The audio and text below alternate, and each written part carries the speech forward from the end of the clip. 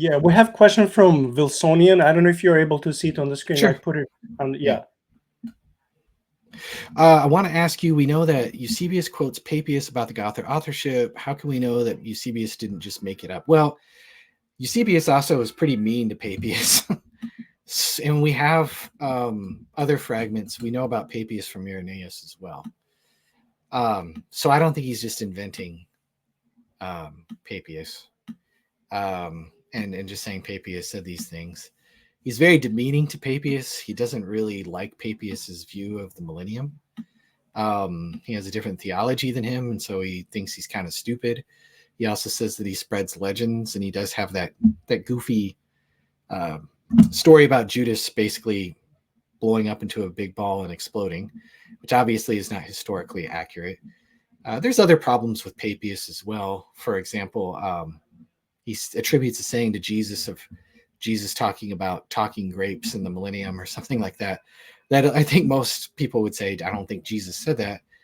And then he also attributes the fact. So I'm answering like the question, but I'm throwing other objections against Papias as well. That Matthew is originally written in Hebrew, but we know that Matthew is written in Greek. Well, we discussed this recently on a stream of mine with Stephen Boyce and David Paulman and Jonathan McClatchy. If people want to go back and watch that, they can. But basically, there's some dubiousness about Papias' source reliability that I'll go ahead and admit. But the whole idea that Matthew and Mark wrote a gospel isn't really that difficult to remember if it's some kind of oral tradition.